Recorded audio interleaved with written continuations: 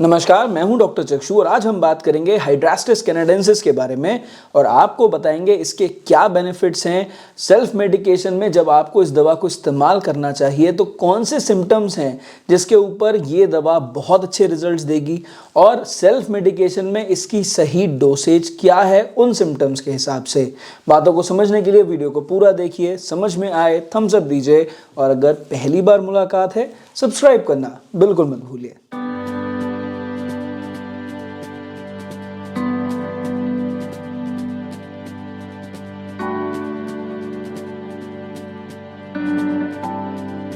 सबसे पहले इस वीडियो में बात कर लेते हैं कि ये हाइड्रास्टिस कैनेडेंसिस क्या है। देखिए, हाइड्रास्टिस कैनेडेंसिस एक पेरिनियल हर्ब है, यानी ये जो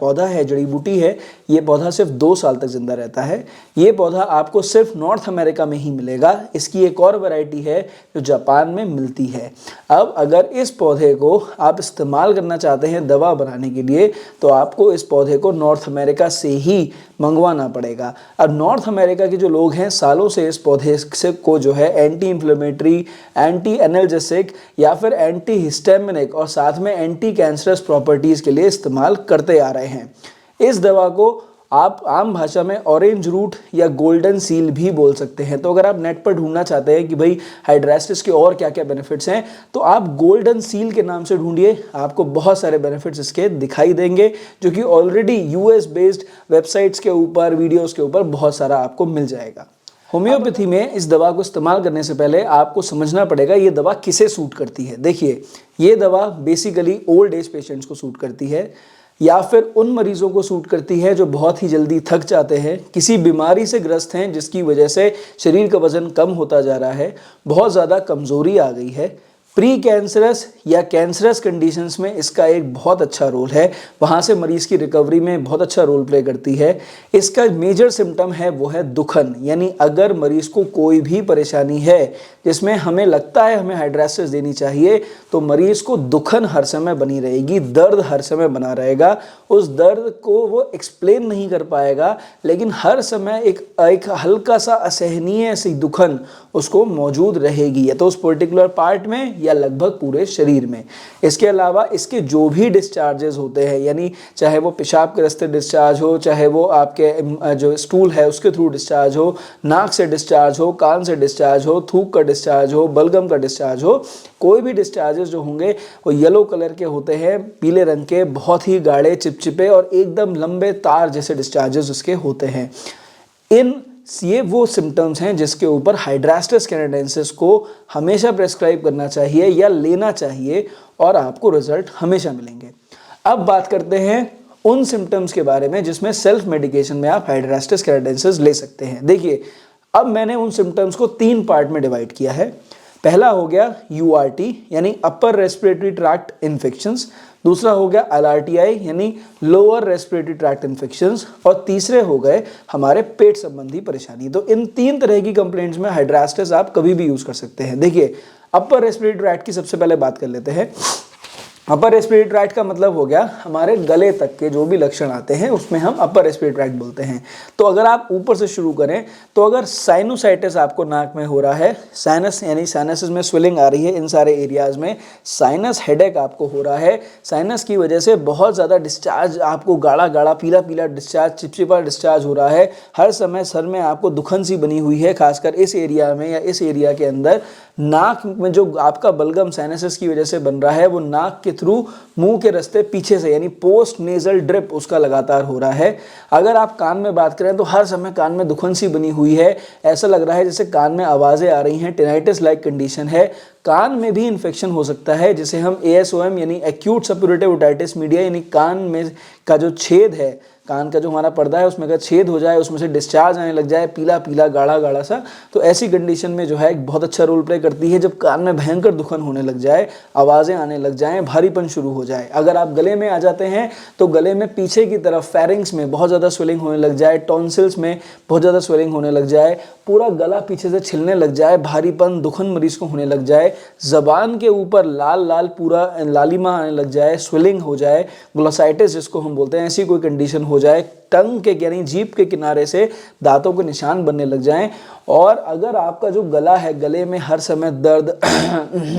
इस तरह की आपको खराशे टाइप की होने लगे, नाक से बलगम गिरने लगे, मुंह से बलगम जो आ रहा है, नाक से बलगम जो निकल रहा है, कान से जो गंदगी निकल रही है, ऐसे डिस्चार्जेस पीले रंग के गाढ़े गाढ़े चिपचिपे से हों, मरीज को हर समय दुखन बनी रहे, साथ में बहुत ज़्यादा वीकनेस आने लग जाए, थकान बहुत ज़्यादा होने लग जाए, सभी कंडीशन में hydrastis is a very good remedy. अगर घर में दवा रखी है, इस्तेमाल करेंगे, ज़रूर रिजल्ट्स मिलेंगे। अब आ जाइए लोअर रेस्पिरेटरी ट्रैक्ट के इन्फेक्शन, यानी आपके सीने में जो भी परेशानी हो रही है उसके लिए।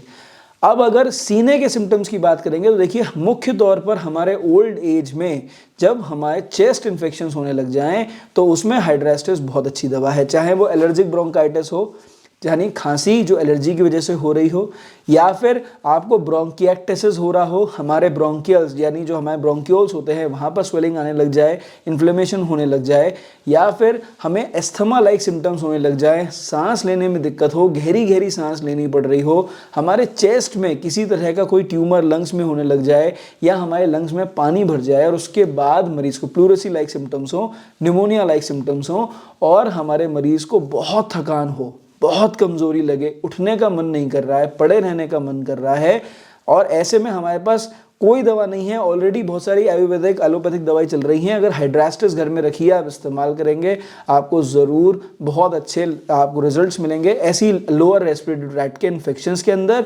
खासकर बुजुर्गों में। पर इसका मतलब ये नहीं है कि ये किसी एज ग्रुप में काम नहीं करेगी, ये सभी एज ग्रुप में काम करेगी, पर स्पेशली ओल्ड एज की संबंधी पेशेंट्स में तो बहुत ही अच्छे सिम्टम्स हैं, मतलब बहुत ही अच्छे रिजल्ट्स हैं। अब बात कर लेते हैं पेट संबंधी परेशानी के बारे में। अब देखिए, पेट संबंधी परेशानी को भी दो पार्ट में डिवाइड कर दीजिए, पहले हो गए लक्षण और दूसरी हो गई बीमारियां। अगर हम बीमारियों के ऊपर बात करें तो अगर आपको रिफ्लक्स इसोफेजाइटिस हो रहा है, यानी खाना आपका बार बार ऊपर को आ रहा है, आपको गले में जो है बिल्कुल कड़वा कड़वा सा बिटर टेस्ट टाइप का आ रहा हो, पानी कड़वा सा मुंह से निकल जा रहा हो, यानी रिफ्लक्स इसोफेजाइटिस हो रहा हो, पेट में हर समय खौला उठ रहा हो, यहाँ पे इस एरिया में आपको दर्द हो रहा हो, बदहजमी सी महसूस हो रही हो, जलन सी मच रही हो, और उसके बाद आपको लिवर में किसी तरह की कोई स्वेलिंग आ रही है, यानी हेपेटोमेगैली हो रही है या स्प्लीनोमेगैली भी हो रही है, गॉल स्टोन्स हो रहे हैं या गॉल स्टोन का पेन आपको हो रहा है, सिमिलरली आंतों में आपको कोलाइटिस जैसी संबंधी कोई परेशानी है, या हमारे एनल एरिया में आपको किसी तरह की दुखन बहुत ज़्यादा हो रही है, भारीपन सा महसूस हो रहा है, तो अगर इस तरह की बीमारियां आपको हो रही हैं, हाइड्रास्टिस अगर आप लेते हैं मेन दवाइयों के संग में या किसी और एलोपैथिक या आयुर्वेदिक दवाई के संग में, ज़रूर आपको रिजल्ट मिलेंगे।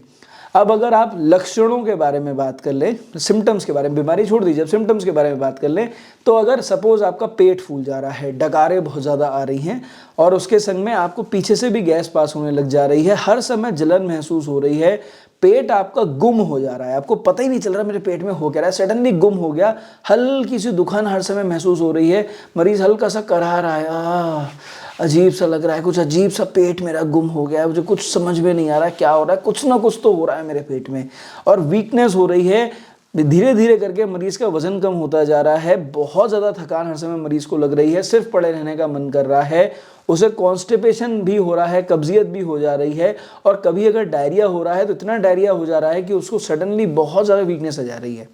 तो ईजिली टायर्ड कंडीशन हो, बहुत ज़्यादा वीकनेस हो रही हो, संग में मरीज़ को मरोड़ या मरोड़ जैसे कहते हैं हल्की हल्की मरोड़ें हों, दुखन टाइप की महसूस हो, और जो डिस्चार्जेस हों, अगर उसकी पॉटी आ रही है तो उसके संग में स्टूल के संग में म्यूकस आ रहा है, येलो येलो चिपचिपा सा म्यूकस जो जाके स्टिक कर जा रहा है टॉयलेट की सीट के ऊपर, तो ऐसी कंडीशन में, या उल्टी आए, वो भी चिपचिपी सी गंदी सी उल्टी आए, बिल्कुल खट्टी खट्टी कड़वी कड़वी सी, उसके मुँह से पानी निकले और येलो इस टाइप का हो, तो ऐसी सभी कंडीशंस में हाइड्रास्टिस एक बहुत अच्छी दवा है, आप इस्तेमाल कर सकते हैं।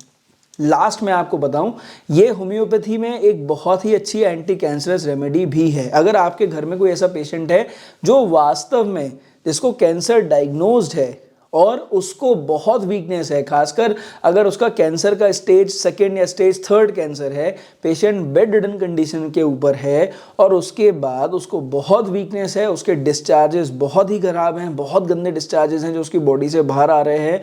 इतनी लिथार्जी है, इतनी वीकनेस है, वेट लॉस मरीज का हो गया है, बाल जो है कीमोथेरेपी रेडियोथेरेपी की वजह से चले गए हैं और उसके बाद मरीज की स्थिति बहुत दयनीय है और हर समय मरीज को दुखन बनी हुई है, एक कांस्टेंट दुखन बनी हुई है। ऐसे कंडीशंस में हाइड्रास्टिस बहुत अच्छी दवा है, देंगे जरूर मरीज को इंप्रूवमेंट आएगा। अब बात कर लेते हैं इसके डोसेज के बारे में। देखिए समझिए, हाइड्रास्टिस अगर आपको इस्तेमाल करनी है तो हमेशा कोशिश करिए मदर टिंचर में इस्तेमाल करें और जर्मन ही इस्तेमाल करें। अगर आप इंडियन इस्तेमाल कर रहे हैं मुझे कोई प्रॉब्लम नहीं है, लेकिन क्योंकि ये सिर्फ नॉर्थ अमेरिका का प्लांट है तो आप अगर जर्मन ले रहे हैं ज़्यादा बेटर रिजल्ट्स आपको मिलेंगे। जैसे आप WSI श्वाब ले सकते हैं, एडल ले सकते हैं, रेक्वेग ले सकते हैं, पर ऐसा नहीं है कि इंडियन कंपनीज की दवा खराब है। पर आई वुड रिकमेंड कि आप जर्मन हाइड्रास्टिस ही लें, वो एक ज़्यादा बेटर ऑप्शन है आपके लिए। अब डोसेज की अगर हम क्लियर कट बात करें, अगर अपर रेस्पिरेटरी ट्रैक्ट के इन्फेक्शंस हैं या लोअर रेस्पिरेटरी ट्रैक्ट के इन्फेक्शंस हैं, आप 10 बूंद दवा दिन में 3 बार के हिसाब से इस्तेमाल करिए। ज़रूरत पड़ती है, एक्यूट परेशानी है, बार बार दिक्कत हो रही है, इंप्रूवमेंट नहीं आ रहा, 5 बार तक इस्तेमाल कर सकते हैं। लेकिन समझिए ये एक ऐड ऑन बहुत ही अच्छी दवा है। यानी अगर आप मेन दवा इस्तेमाल कर रहे हैं, डॉक्टर को दिखाकर आपने कोई मेन दवा ले ली, आपने किताब से पढ़ के कोई मेन दवा ले ली पोटेंसी में, 30 में, 200 में, किसी भी पोटेंसी में, उसके संग में हाइड्रास्टिस यूज़ करेंगे, हमेशा रिजल्ट मिलेंगे। लेकिन उसके संग में इस्तेमाल नहीं करेंगे, सोचेंगे सिर्फ हाइड्रास्टिस से रिजल्ट मिल जाए, तो मिलेंगे तो ज़रूर, पार्शियल मिलेंगे क्योंकि हम मदर टिंचर यूज़ कर रहे हैं। अगर हम 30 पोटेंसी यूज़ करना चाहते हैं तो हम बिल्कुल कर सकते हैं, लेकिन क्लियर कट सिम्टम्स चाहिए, तभी 30 पोटेंसी इस्तेमाल करेंगे, रिजल्ट ज़रूर मिलेगा। इसके अलावा अगर पेट संबंधी परेशानी हो रही है, बहुत समय से लगातार हो रही है, कोई इंप्रूवमेंट नहीं है दवाइयों से, ऐसे में हाइड्रास्टिस का मदर टिंचर 5 बूंद दवा के हिसाब से दिन में 6 बार तक आप ले सकते हैं। आपको परेशानी वाली स्टेट में, SOS कंडीशंस में, इमरजेंसी में बहुत अच्छे रिजल्ट्स मिलेंगे। पर अगर रेगुलर बेस पे इस्तेमाल करना चाहते हैं पेट संबंधी परेशानी के लिए, तो केवल 15 बूंद सुबह शाम के हिसाब से इस्तेमाल करें। उसके संग में कोई मेन होम्योपैथिक मेडिसिन 30 to 100 में इस्तेमाल करिए, बहुत अच्छे रिजल्ट्स मिलेंगे। अगर आप 30 पोटेंसी में हाइड्रास्टिस को वास्तव में किसी भी कंडीशन में इस्तेमाल करना चाहते हैं सिवाय कैंसर के, तो कर सकते हैं, कोई बुराई नहीं है, मैं मना नहीं कर रहा, लेकिन क्लियर कट सिम्टम्स जो मैंने आपको बताए हैं वो होने चाहिए। तो 30 पोटेंसी में हाइड्रास्टिस बहुत अच्छे रिजल्ट्स दिखाती है। ऐसे में आप 5 बूंद दवा दिन में 3 बार ज़रूरत पड़ने पर दे सकते हैं, नहीं तो 2 बार में देंगे तो भी पेशेंट को बहुत अच्छा रिलीफ आएगा। अब अगर हम कैंसरस केसेस के ऊपर बात करें तो प्लीज़ रिक्वेस्ट है 30 पोटेंसी आप हाइड्रास्टिस बिल्कुल ना यूज़ करें, सिर्फ मदर टिंचर यूज़ करें। मरीज़ की तकलीफ़ को ध्यान में रखते हुए, उसकी जो समय सिचुएशन है, उसमें जितनी दवाई वो खा रहा है, जितनी तकलीफ़ में है, उस तकलीफ़ को समझते हुए हाइड्रास्टिस का मदर टिंचर 5 बूंद दवा के हिसाब से दिन में 5 बार तक अगर आप देते हैं तो उस कंडीशन में धीरे धीरे स्लोली ग्रेजुअली लगभग 1 हफ्ते से 15 दिन में उससे हल्का सा इम्प्रूवमेंट महसूस होगा। जादू नहीं करती है कोई भी दवा। जब मरीज़ ऑलरेडी बहुत खतरनाक कंडीशन में है, बहुत तकलीफ झेल रहा है, तो उसे हमें ईज़ देना है, उसे आराम देना है। तो ऐसे आराम को देने के लिए हाइड्रास्टिस इस्तेमाल करिए। 5 बूंद दवा इस्तेमाल करें 1 चम्मच पानी में, दिन में 5 बार के हिसाब से इस्तेमाल करिए, ज़रूर इम्प्रूवमेंट आएगा। तो आई होप कि मैंने इस वीडियो में हाइड्रास्टिस नाम की दवा के बारे में जो सेल्फ मेडिकेशन में आप इस्तेमाल कर पाए वो जानकारी आपको दी है, डोसेज से रिलेटेड, बेनिफिट से रिलेटेड, सिम्टम से रिलेटेड। तो आई होप कि अगर आप हाइड्रास्टिस इस तरह इस्तेमाल करेंगे तो रिजल्ट आपको ज़रूर मिलेंगे। लेकिन मैं फिर भी कहूँगा, आप एक डॉक्टर की जो नॉलेज है उसे रिप्लेस नहीं कर सकते। ज़रूरत पड़ती है तो एक डॉक्टर से संपर्क ज़रूर करें, उनसे परामर्श ज़रूर लें, एक बार पूछ लें और उसके हिसाब से दवा को इस्तेमाल करें। मेन दवाइयों के संग में रिजल्ट ज़रूर मिलेगा। अगर आप इस जानकारी से संतुष्ट हैं तो मुझे एक थम्स अप ज़रूर दीजिएगा, और अगर आगे भी ऐसी वीडियोज़ चाहिए तो सब्सक्राइब करना बिल्कुल मत भूलिएगा। इस वीडियो में सिर्फ इतना ही। मेरी तरफ से नमस्कार, थैंक यू।